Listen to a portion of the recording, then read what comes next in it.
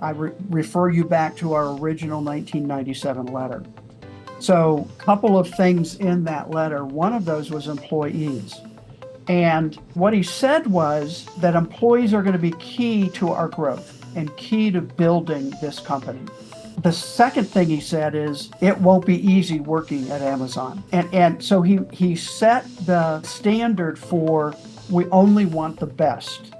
And again, one of the reasons they went to Seattle was because Microsoft. So there were programmers in the area that he thought he could hire away. Climbing up, there's a struggle, tension in the air. But the underdog prevails, we here to declare. To the top or the mountain where champions stand. Failures can't break us, we taking command. Yeah, it's a journey, climb to the peak. Scaling businesses, who it ain't for the weak. Growth is the game, we play it real tall. From the bottom to the summit, we rise, never fall. Interview the legends, success stories told. Risepreneurs, hearts made of gold. Strategies unfold, in the struggle grace. Hardship and challenges, yeah, we still embrace. Welcome back, everyone, to another episode of the Risepreneur podcast, a show dedicated to all the entrepreneurs and business owners who's looking to increase valuation of their business, scale, grow, to ultimately exit at the highest valuation possible. Today we have a special guest. I personally admire what he has done, and we're going to see in the show what exactly that he did. He is the international best-selling author of the Bezos letters, the 14 principles, which Jeff leveraged to get Amazon to where it is today. He's also a co-founder and a CEO of the Catalyst. He's a keynote speaker, comes across as a serial entrepreneur to me, and especially because he's on advisory board for many different ventures. Steve, say hi. Hey, everybody. Awesome. Thank you for making time to come to the show and share your insights. Brooke, thanks for having me. It's a real pleasure. Awesome. So before we begin, as usual, can we dive into the place where you decided that I'm going to take Amazon and dissect it. That's what I liked really about it, that someone takes something so big and dissect it into smaller parts to see what values they can get out of everything that has happened to the company. It really has its roots in the insurance industry, which is what I've been in my entire career. And the last probably 35 years, I've been focused on technology for insurance agents. And I think, as everybody recognizes, technology continues to change really rapidly.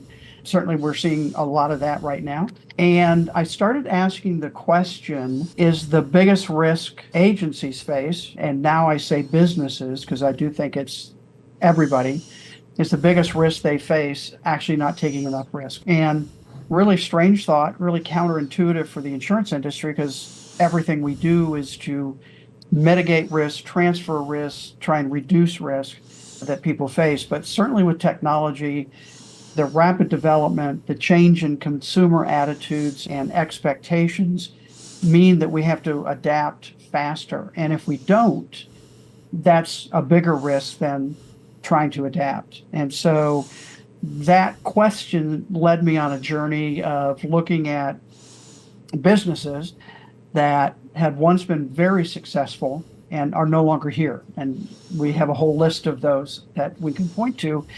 And I started asking why, what happened, what did they do or what didn't they do that made them go out of business? And then I was looking the opposite for companies that have been successful and continue to be successful. And what's the difference? I came across Amazon. I say now, not unsurprisingly, they are obviously well known and obviously now a really big company, but they didn't start out that way. And I came across the letters to shareholders that Jeff Bezos wrote. So Amazon went public as a public company in 1997, and he started writing letters to shareholders, which is really typical for a public company, certainly from the CEO. And what I discovered as I started reading these letters is that he approached these letters very differently than others. A lot of CEOs write these letters. Most of the time, they're boring and tout the company. What Bezos did that caught my attention, at least, is talk a lot about how he did it and how Amazon did it. So he wrote those letters from 1997 to actually 2020 when he stepped away as CEO of Amazon. The book goes through the 1997 letter through the 2018 letter. And I realized in reading those really as a narrative, as not individual letters, but as a continuum, that there were threads that went through those letters of things, mindset, principles, hence the way the book is described, that I believe he instituted at Amazon and Amazon continues to follow today, which explain a lot of how they did it, why they became successful, and why they continue to be successful. Awesome. So can we dive into some of the concepts that you mentioned in the book? Earlier you mentioned the risk, right? Yes. We all know that when you're much smaller, it's much easier to make the decisions. And the decisions that one makes do not jeopardize and impact so many lives, right? The bigger you get, especially in Jeff Bezos' position, right? I think 3 years after he founded the company, he went public, right? It's 94, Correct. I think that. Yeah, a little, yes, it's 95, 97, so actually founded in 94, so I'd say 3 to 4 years. But yes, went public pretty rapidly, partly because he needed to continue to raise money to fund his vision for what he saw Amazon and what they could be in the future. Yes. Rapid growth, right? Making a lot of decisions. We all know that as peak performers, there's a lot of decisions to make because you go through so many activities and you tend to make mistakes, right? With a smaller and somebody who is much slower or takes much slower approach, they sometimes get paralysis over analysis, right? Like they did not do anything. So what do you see different in Bezos' case when he was making decisions? Because a lot of those decisions, like we know also as a CEO of the company, you might not get an agreement from the board, the shareholders and so on. Sometimes you're not even giving an agreement from the team, the management team. So how he was approaching it and how he was able to prevail with his vision. So let me give you a little framework so those listening can have a concept. 14 principles is a lot. And I broke them down into what I call 4 cycles. And I believe every business, regardless of how small or big, is going through these cycles. Those are test, build, accelerate, and scale. And so principles fit into each of those 4 cycles. So I'm going to answer your particular question around decision making. So one of the principles is generate high velocity decisions. That's in the accelerate or growth cycle. And here's what Bezos said about decision making.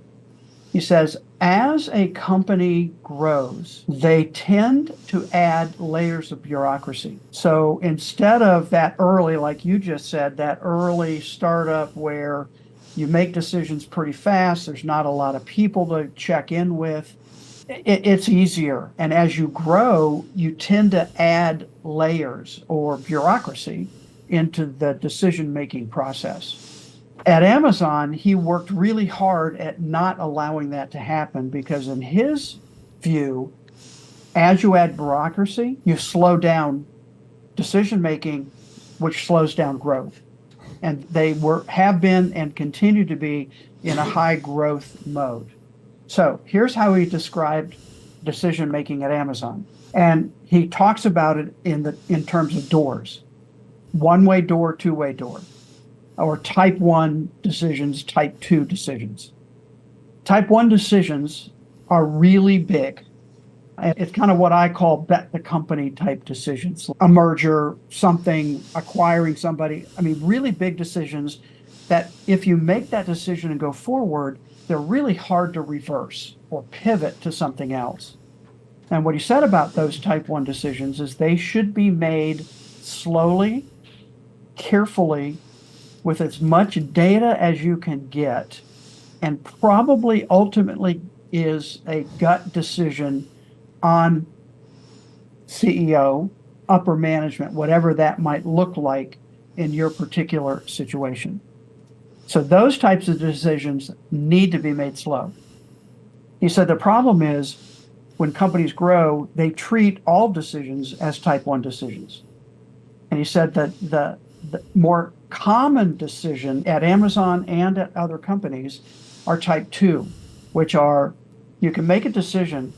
It's the consequences of being wrong are not great. If you, as he describes it, walk through that door and you look and see you don't like what you see on the other side, you can either reverse the decision, pivot the decision, go a different direction. And he said those decisions should be made at most with 70% of the information you wish you had, and should be made quickly by a small team of people who are capable of making that decision.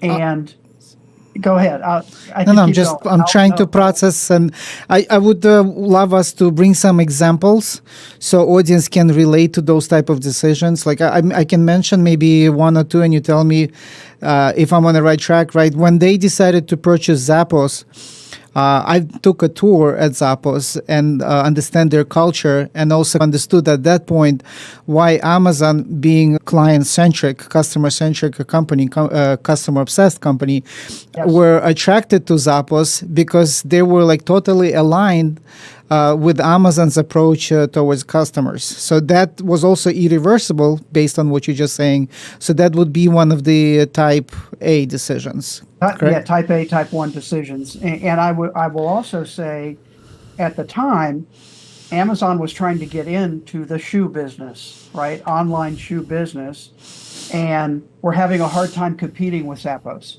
And that culture that they have fits very well with the Amazon customer obsession culture. And so, that's true. But if that acquisition is made, it's really hard to unwind that. If you decide this isn't a fit, you don't just like turn around and not have it, right? You bought it, it's there, you need to figure out how to make it work. So you want to make sure that you take the time necessary before that decision to make it happen. So the framework that you mentioned, the test, build, accelerate, scale, then goes more towards type B decisions. And the example comes to my mind is when they initially decided to customize seller websites.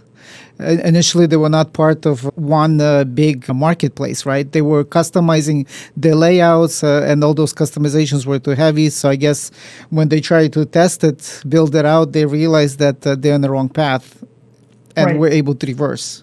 So yes, and all those decisions are type 2 decisions because you can try something, experiment, test, figure out what works, go forward with what works, get rid of what doesn't work. And that's a much more common type of decision that is made in a company. And again, I think I often hear, I'm a small company, this doesn't apply to me. And I do think that's not correct.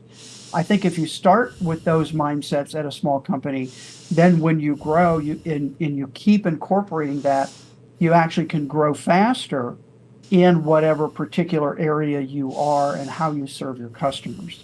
So Steve, when one brings investors in, their shares being diluted, and they also have the ownership being diminished, and ultimately there's a board, and the board can override founders' decisions. How was Bezos able to influence them and believe in his approaches? I think a couple ways come to mind. One is he was very strategic about keeping control of the company. So even today, he doesn't have a majority, but he has the largest block of shares at Amazon. Hence, his personal wealth is tied into the stock. Also, when we talk about investors, that was one of the really interesting things about that first 1997 letter, is he talked about his vision and plan for Amazon. And he actually told investors, if you don't buy into this vision, don't buy the stock. Meaning he wanted people who understand that he was building something as he said, that I can tell my grandchildren about. And that's another principle, which is long-term thinking. And again, the board, he had majority control of the stock. He was really clear on what he was going to do. If you didn't buy into it, don't buy the stock. And then the board, this is always an interesting thing, wasn't handpicked for people that bought into his vision. And there was never any, there were, if any, very few examples of a conflict between what he wanted to do and the board. And again, I think that was strategically done on his part because he had seen other companies, as you said, other founders lose control of a company because of a different way of approaching things. Yeah. Just for listeners, in my personal experience, pretty much every time we would involve investors, the founder, it was just a matter of time, would be pretty much fired and become silent because they would bring a CEO that was able to take it to the next level. So the founder would usually lose control of what the original vision was. And in many cases, those startups actually went nowhere because the investors who not really in the shoes of the founder, basically, they did not see the vision the way the founder saw it. So he was able to position everything in such a way that he would have the majority influence, even though initially I believe he did not raise capital from one entity, right? I think he got it broken down and collected equally from multiple. Can you share a little about that? I was going to say, he got started, pre-IPO, he got started with a loan from his parents who literally cleaned out their retirement to get him started at Amazon. And then he spent the first couple years pitching to get the money he needed. And part of his mindset at that point was he saw the internet as the Wild West, meaning the faster I can grow and gain land or gain presence on the internet, the more successful the company will be long term. Even after the IPO, he plowed all profits back into building fulfillment centers, building logistics, building online presence. I mean, all of that money was reinvested and not in dividends. And again, stock price certainly went up a lot, and that's where people made their money, but they didn't make it on dividends and those types of things. And again, he had a pretty strong vision of what he thought could be possible. And I think you're right. If the founder leaves or is pushed out, it's hard for others to capture and keep that vision alive. Yeah, fascinating. I did not realize that his parents cleared up their reservoirs and their savings. I think they raised like $300K for him, right? Correct. To give, it's amazingly supportive parents to... Yes. Wow. And his background is, I think, really interesting also, meaning his mom had him when she was 17 and in high school. So young mother, his biological father never really in the picture. His grandfather, his mom's dad, very influential in his life, even early on. So in Texas, the high school where and I can't pull her name up right now, but the high school she went to was not going to let her graduate. And her grandfather went to bat for her. And longer story, but she was able to graduate. And then Bezos spent from when he was about 6 to 16 every summer at his grandfather's ranch in West Texas. And again, a lot of circumstances around what made him who he is. And I think all of that had an impact. Yeah, still had to be a visionary. Like right now, we see the power of internet, the social media, and there's influencers left and right. Back then, I've started in '96. I went as a web developer into internet, and I remember we used the AOL. And everybody thought AOL was internet, right? There was that concept. So for him, seeing at that time already what was not already adopted by everybody and saying that I got to make my presence strong in that space to dominate, that you had to be a visionary. Even back it up a couple of years, because he was doing this in 94 and 95. I mean, like you, I got my first domain, steveanderson.com, in 96. And I still wasn't quite sure if it was worth it. Fascinating. Yes. Wow. So let's then dive into how he was recruiting, because I think also Amazon has a certain specific way of how they were building those small teams and who they were bringing, and the whole like recruitment process. When I was looking into it, it's amazing how they were going after A players. Can we dive into that? Yes. Again, another principle is maintain your culture and focus on high standards around employees. And again, early on, that 97 letter, and let me interject this here.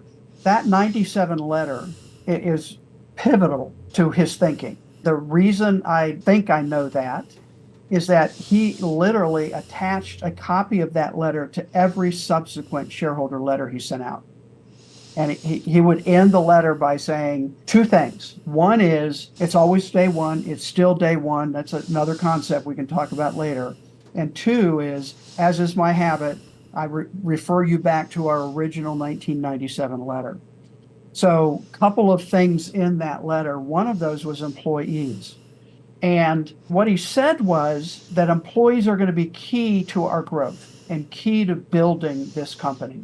The second thing he said is it won't be easy working at Amazon. And so he set the standard for we only want the best. And again, one of the reasons they went to Seattle was because Microsoft. So there were programmers in the area that he thought he could hire away. Second reason is there were two of the major book distributors who had large warehouses within about less than an hour drive of Seattle. So early on, when they sold books, they would go to the warehouse, pick up the book. They didn't actually store it originally, and then take it, package it, and send it off, and it would get there a week or 10 days later. So again, think of it now versus back then. 10 days would be unreasonable amount of time when I can get it this afternoon in some places. All of that to say is employees are really important, and he wants A players. So he wants the best. And so the interview recruiting process is actually really detailed. In fact, it's interesting now, there's quite a bit of material available on how to interview at Amazon, what kind of questions to ask, how to respond, and prepping people on understanding the interview process and doing the best job they can in order to be able to work there. And again, I don't have the numbers at my fingertips right now, but best places to work on LinkedIn, Amazon's at least in the top 5, if not the top 3, over the last several years, because A players want to work with A players. And that's how you maintain your culture and your high standards. So now I'm going to connect it back to the decision making. Now you have people that you've hired for their expertise. They're good at what they do. You trust them to make the decisions that need to be made. And that just culture goes through the company. And again, you can see the results. So let me just summarize some things that I'm taking out of this. One is he knew that the decision making would make tremendous role, so he needed to bring the best players. So their recruitment process, and even at the time, I think around COVID, when the whole thing just blew up, they had to hire, I think, close to 100,000 people. Or more. Or more, yeah. So huge amount. Yeah, I was like fascinated by this, because it's not I'm going to interview 100,000 people and they're going to come to work for me. To get 100,000 people hired, boarded, and everything else, how many people you had to go through first interview, second interview, assessments, like all the questions that you were mentioning, right? So they really had to optimize that to bring that talent. So once they bring that talent to a team, so you're saying the culture is also allowing those teammates to be involved in the decision-making process and not have a bottleneck at the top somewhere where all the decisions are happening. Absolutely. And again, part of their culture is in that decision-making process, they established what they call two pizza teams. So small teams focused on a particular project or a particular aspect of a larger project. And that team became responsible for that piece. And they could make decisions without having to go higher to get approval.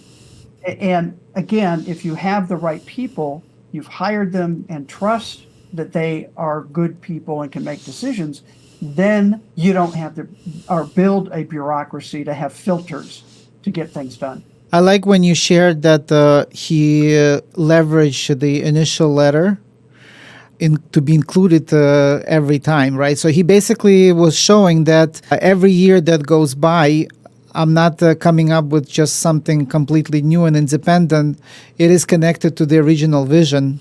So it has its foundation right there. And working for Amazon will be the hard thing. So you better be ready that you got to be a peak performer to participate in this venture. Exactly. And I think I also want to say, I think what's really interesting to me is that 97 letter, he had really thought through, and I'm projecting now, but in his mind, looked ahead 20, 30 years and say, okay, what could this company be? And he laid it out in that letter. Again, big topics, customer obsession, long-term thinking. We will make decisions for the long term, not short-term Wall Street expectations. And he did. He pretty much single-handedly, certainly for Amazon, changed Wall Street's expectations because he did not. They do the legal thing, right? Quarterly earnings calls, all those kinds of things. But they make decisions that might be 5 years out that lose money now. Mm-hmm. But now you can look back, right? Look at all that money they spent on developing the logistics network to get packages from a warehouse to your front porch in 2 days or less. Huge investment. And now they're turning it into a service, right? Logistics as a service. Now that we've built all this, we have a really strong moat.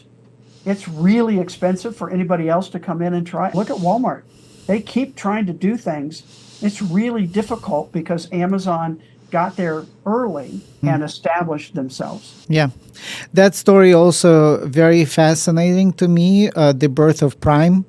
How now you also added that he moved to Washington, right? And back then, what year he moved to Washington? 90, I believe 94. 94. So, and they were already doing not just national shipments, they were doing it internationally, right? So back then, again, there was no such use of internet. He didn't have the agreements with the shipping companies. Can you go into that story with how he was able to convince investors to strategically position warehouses to make Prime work when he figured out that people want the lowest price, they want variety, and they want fast free shipments?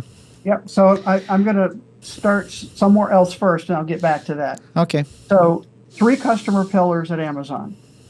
And what you said triggered it. So wide selection, low prices, and fast delivery. And he says in one of the letters, he says, we can't imagine a time where customers want less selection, higher prices, and slower delivery. So that focus became very strong, is how I would say it. And I also will interject here, one of the potential downsides of that customer obsession focus is the people in the warehouses, the fulfillment centers, had to work really fast.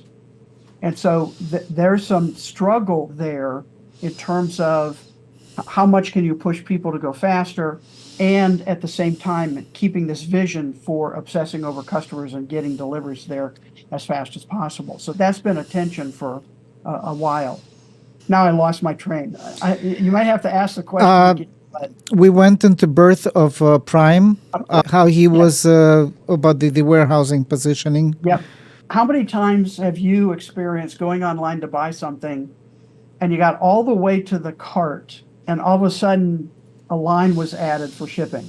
Well, that was a friction point for customers. And Bezos wanted to figure out a way around that. And so they actually tried at least 3 different ideas for shipping. First was buy $25 or more and you get free shipping. And it was several days. That wasn't 2 days at that time. He pitched the idea of Prime, free 2-day shipping, regardless of the amount, but based on a subscription fee. His senior leadership team thought he was crazy. Again, an example of this can't work, we can't afford it, how are we going to pay for this? Good questions, appropriate questions. Bezos said, though, if it's better for the customer, it will be better for Amazon eventually. Just a matter of time. Just a matter of time.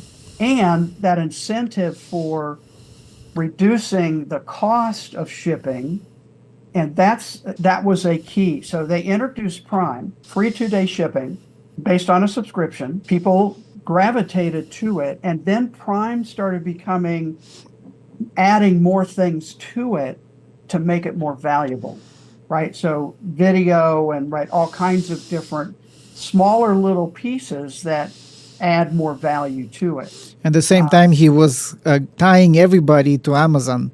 Anything Correct. that you would want, you would have to go to Amazon because of Prime. Well, and based on studies, and I think these are a couple of years old now, but based on studies, a Prime member spends on average 2.5 times more on Amazon than a non-Prime member. So again, back to that Vision. idea of if there's no shipping, it becomes easier. My wife is an example of that. Mine So too. it's like, why go to the store without knowing if they have what you want when I can just order it on Amazon and be here in 2 days or 1 day, depending on where you're located, right? And so again, that friction is taken away from the customer interacting with you. And I think that's a key lesson for any business. Where in your customer interactions is there friction that if you took away, more customers would do more with you? Awesome. To also add to what you're saying, how we can leverage what he did. Basically, what I took out of that is in every business, it doesn't matter if you're selling something or you're servicing someone, there has to be your top 3. Top 3 places where you can introduce an improvement or something revolutionary that would completely change how your customers are perceiving you.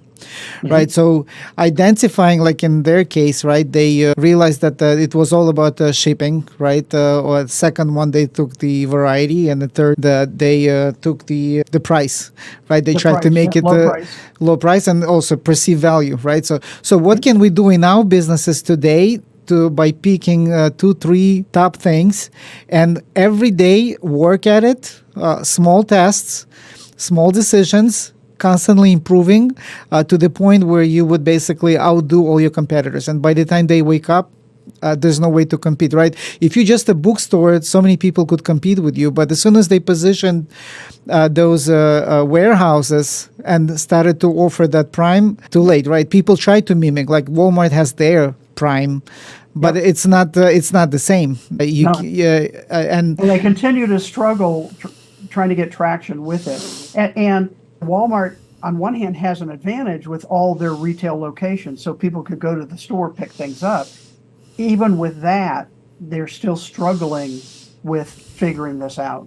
Yes. Yeah, so by then, when even the big guys cannot figure out how to catch up, they just totally dominate it. And not just being a bookstore or variety of items, they ultimately went into a digital world, right? Yep. So like they purchased Audible, they went with also opened the hosting, AWS, and all other services that they've been offering, went into, what do you call those, right? And now they are looking at the pharmacy world. So like they're just dominating, right? I think it's just a matter of time when we'll see Amazon banks strategically positioned. So yes, kind of along that line, an interesting story. Early on, one of their early inventions, I would say, is storing your credit card online. Before that, you had to put in that information each time you went shopping. And it was, now we think about it as, oh, of course. But back then, it was a big deal. Setting up an account, having your information stored there securely, and being able to literally one-click shopping. And to me, what's interesting is they actually got a patent on that one-click shopping. Interesting.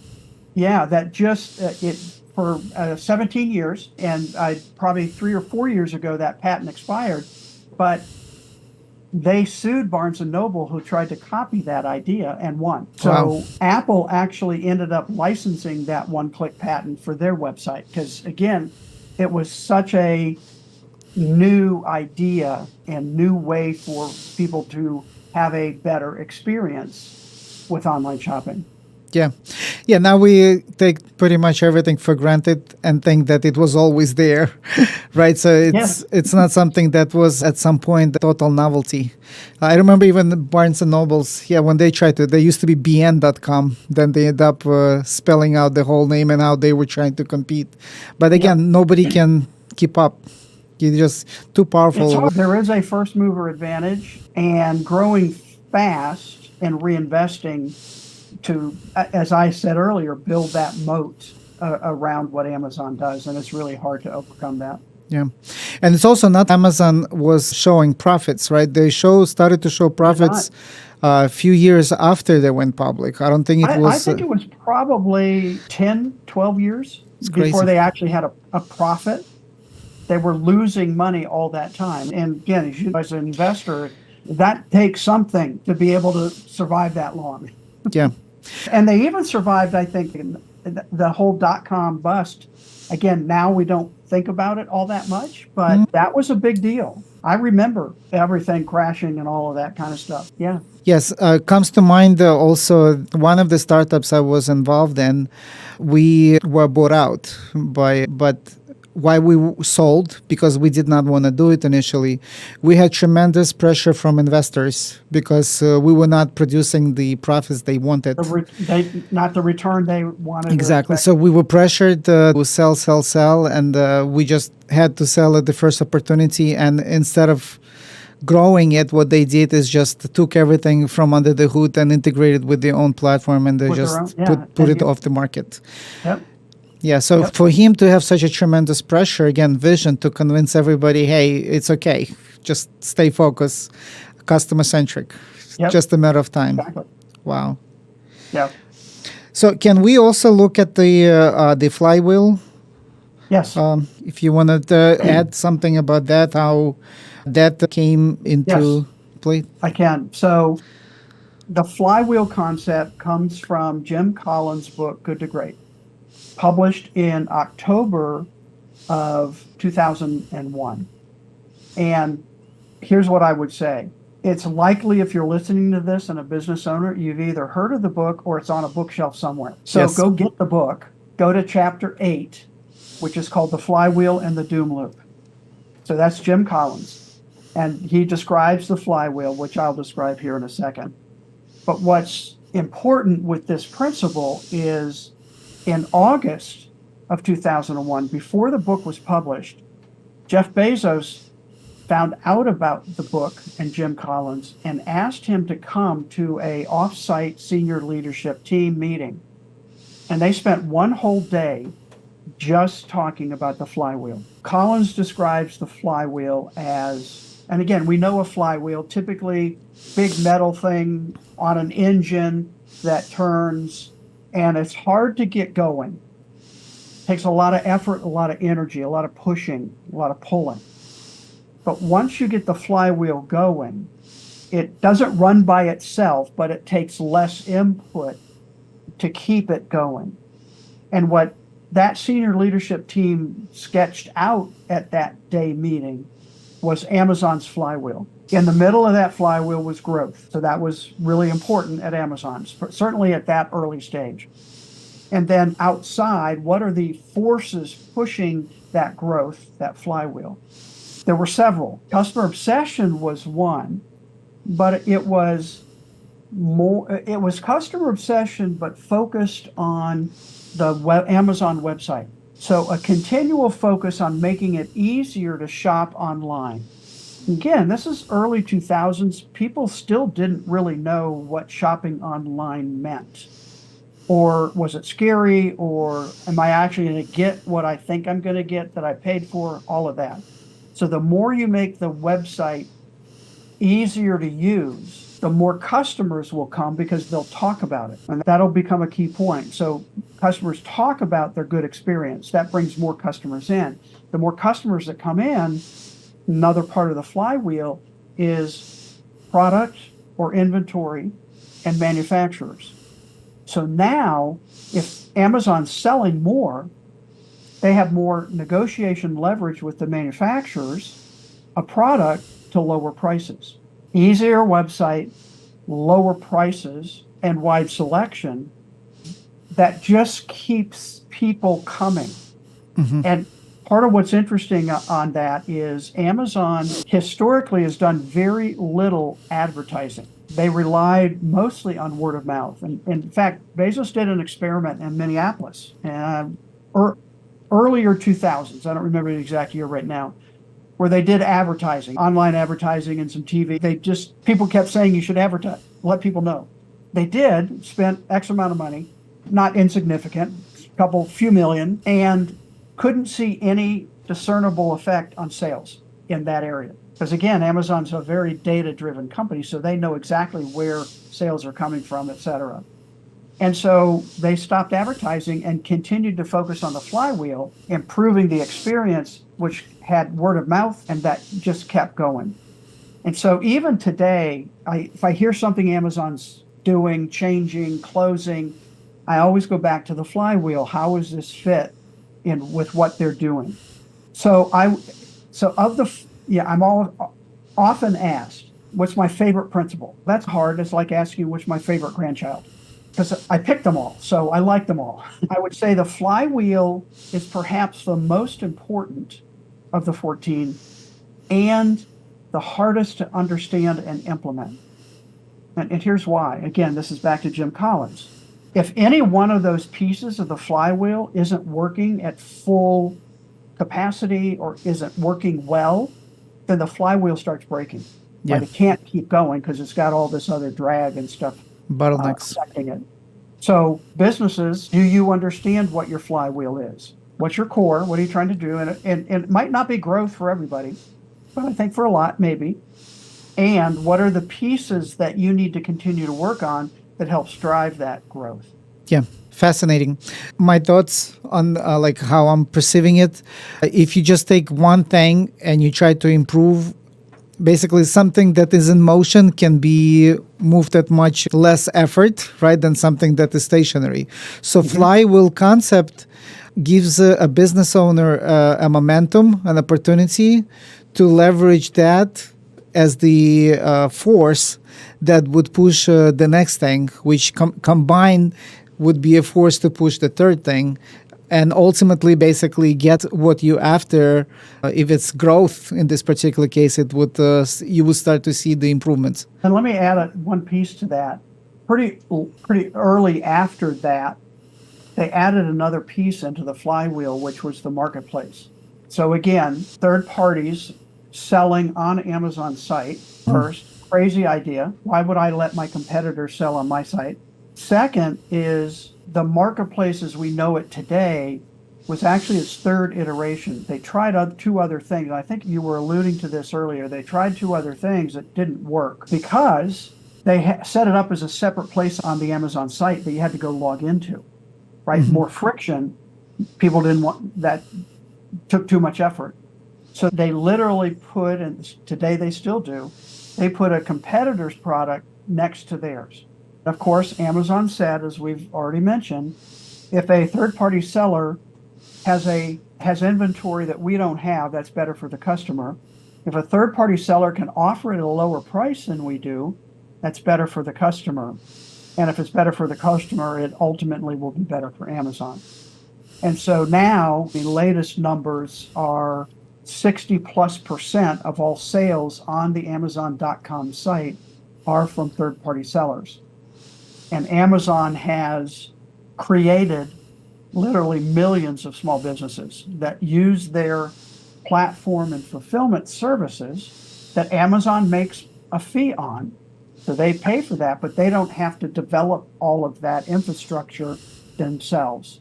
They can tap into Amazon's. Yeah. Also, a fascinating approach. You also see what your competitors are doing, right? Yeah. Because they're all on your platform, and because you're data driven, you know Yep. where to position yourself next, which product you want to go after, leveraging all of your competitors' data. It's Yeah. wow. It's Well, a lot. and here's where I'll say Amazon says they don't do that. And there are people who are skeptical, that's true, that they are actually leveraging that third-party data to undersell, et cetera. That's part of the political questions around Amazon and some of their business practices. But yes, absolutely. Yeah. And also going back to my programming days, I remember one of the things I was doing when I was transitioning into marketing, we were working on landing pages and A/B testing. We would always go to Amazon and see their assessments, because there were a lot of before and after, how they were changing the color of buttons, the positioning, the title, the fonts. All of that was split test. We should not think that Amazon just built a website and there you go, we use it. And no, they had to optimize it and make it easy to use, just like you mentioned with the creation of the buy now option. Yes. That was also split test before it became a reality. Yeah, and that, again, being data-driven, they do that kind of testing across what they do. Website, fulfillment centers, AWS, all of the various aspects. Yeah, which again, you're reinforcing this idea that no matter how small you are, how big you are, you have to introduce data into your tracking. What are you tracking?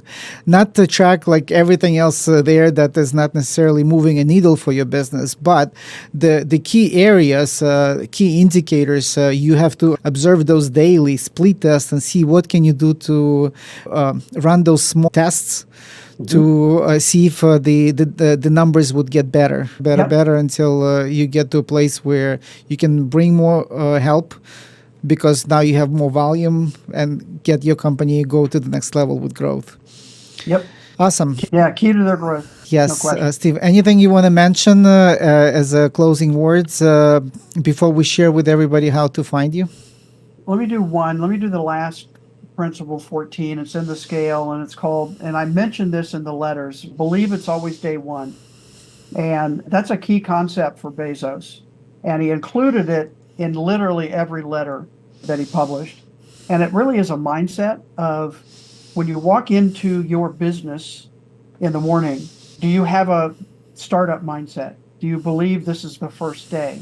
And the excitement of that and the anticipation of that and the looking forward to, okay, what's happening today?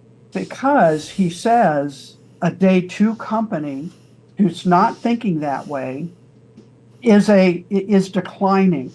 And it may take 20 years or more for that company to go out of business. Remember I said early on, I was looking at all those companies, a BlackBerry, a Blockbuster, Sears, all kinds of different companies. Took a long time, but once you start down that path, it becomes really difficult to change that and come back, I guess is how I would say it. Awesome. Yeah. So that day one idea, I think I always like making sure to mention that, because that is a core thought process at Amazon. One of the leaders that I follow in spirituality, Lubavitcher Rebbe, one of the examples he brought as an analogy, who's higher, somebody who's on the 10th rank or who's on the first? So usually people would say somebody who's in the 10, and he said, no, it depends which way you're facing, right? Yeah. If you're facing up, it's just a matter of time when you're going to be at the top. Somebody who's at the top, if they're facing down, it's just a matter of time. Like you said, it just might take a bunch of years for somebody to realize that they're out of the game. So keep that first day enthusiasm, the attitude go uphill. Awesome. So how would our audience find you? Where would you want them to go? The book, and I don't know if you use audio or video or not, but that's the book cover. It's on Amazon, of course. And the book website is thebezosletters.com. You can contact me through that, or I'm pretty active on LinkedIn. So if you have watched this and want to connect with me there, it's Steve Anderson, Bezos or Steve Anderson Insurance, you should be able to find me there. Let me know, and I'll be glad to connect with you there. Perfect. We include both of those links in the description of this video. Thank you for joining us. My pleasure. Thanks for having me. Awesome.